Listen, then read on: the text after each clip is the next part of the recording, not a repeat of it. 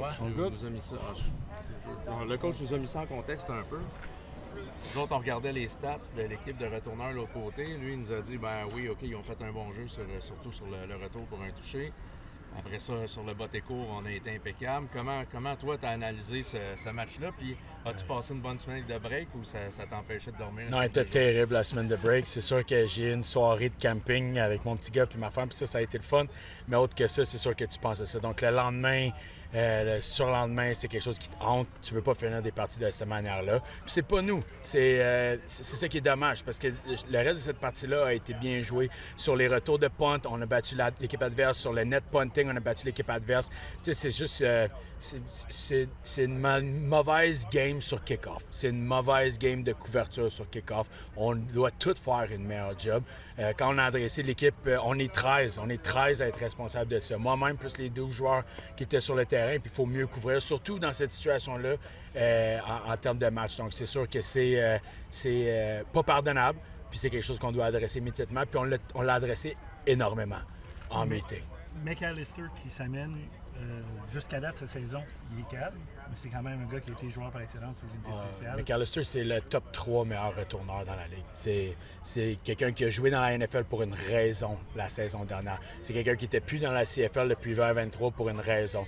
Il est très talentueux, il est très explosif, c'est vertical très rapidement comme style de retour. Je pense que dans la Ligue en général, il y a au moins 7 excellents retourneurs. Donc, 7 équipes sur 9 à date ont prouvé qu'ils ont été très dangereux en termes de retourneurs. Et donc, à chaque semaine, on regarde le prochain mois, tu as McAllister, tu as Isaiah Wooden, puis tu as Pimpleton encore. Donc, le prochain mois, c'est un autre mois où tu vas faire face à des excellents retourneurs. Donc, c'est à nous d'adresser ça immédiatement, puis de s'assurer que c'est corrigé.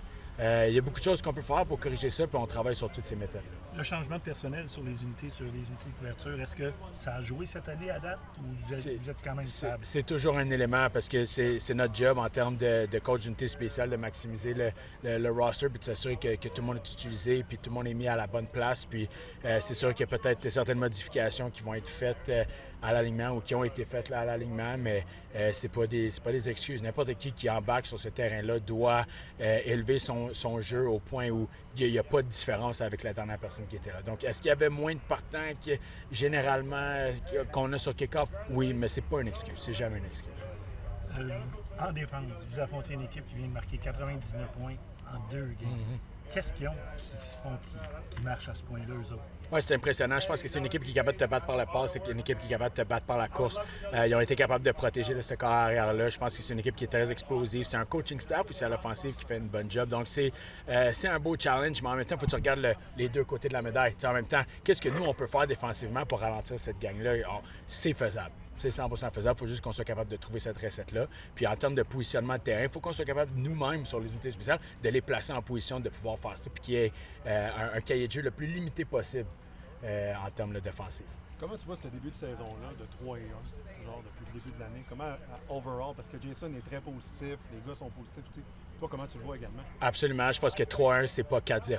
Puis 4-0, c'est mieux que 3-1. Puis t'es proche d'être à 4-0. Puis à 4-0, ben, ça aurait été parfait. Puis je pense que c'est ça la fin qu'il y a au sein de ce vestiaire-là. On est encore fâchés d'en avoir échappé une. Mais d'être à 3-1, je pense que comme Coach G dit, c'est un beau résultat là, en rentrant dans ton premier bye week. Là, on a 5 autres games avant le prochain, puis ça t'amène à la 9e game. Donc, c'est d'essayer de continuer sur ce lancer-là.